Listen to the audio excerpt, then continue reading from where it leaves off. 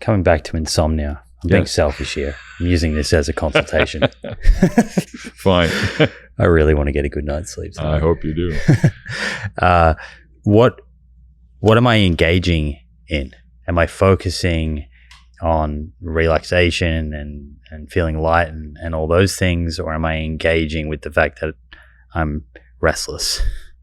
The part of the problem is when you're wanting to get to sleep and you can't, what you wind up doing is things that wake yourself up even more. You get frustrated, you get angry, your muscles get tense, you start to squirm around. You start thinking about, we all know how much sleep affects your productivity the next day. That's exactly how good are you going to be exercising? How good are you going to be in your workplace? How good are you going to be communicating with your partner?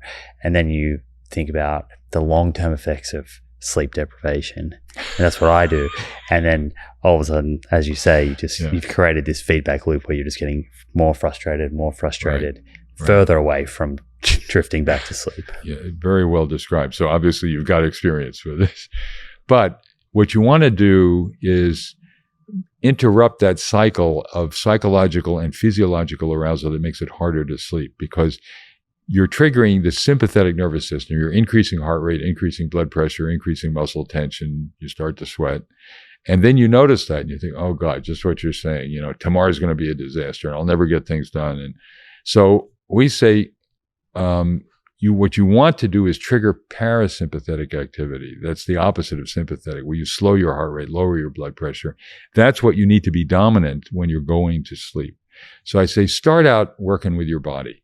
So just take your body somewhere where you feel safe and comfortable and picture yourself in a hot tub or in a bath or in a lake or lying on a beach in the sun. Just get your body comfortable. And then if you're going to be stewing about this stuff, do it outside your body. Picture whatever you're worried about, what you have to get done out there on the screen. And just on the one side, picture a challenge that you need to deal with. And on the other side, picture how you're going to deal with it. So you're not only dealing with what's got to come, but you're beginning to build a plan for how you can deal with it. And that helps to lower your mental tension because you begin to see a way out. It's not like, oh, I've got these 12 things I have to do, but here's one, here's how I'm going to knock that one off, and here's how I'm going to do the next. So you can have this kind of positive reinforcement. I think I can see my way through this. But you start out by getting your body comfortable. Right. And that might sound counterintuitive to some, because what you're putting forward there is engaging with those thoughts and ideas. And I guess the kind of more common narrative out there is to try and take your awareness away from those things in order to fall back to sleep. But it seems like the point you're making is engaging with them, but separating yourself from them. Separating your body from it and engage with them in a way that leaves you feeling better, not worse. One of the standard lines that people who use hypnosis is, the worst thing you can do is tell someone not to think about purple elephants, right? What are you thinking about? So instead, you focus on what you're for, on your reservoir of ability to solve problems, to deal with it.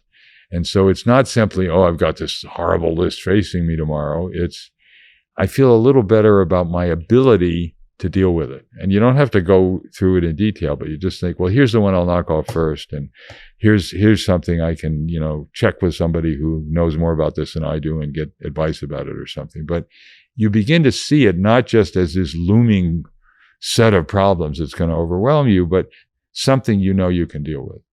And so it's a way of restructuring what it is you're worrying about. Restructure the worry into it being a challenge of how to adapt and deal with what you have to deal with. I tell people who are worried about athletic performance to picture in hypnosis that your opponent is your coach, that he's telling you what you've got to do to beat him, basically, in the way that he's challenging you.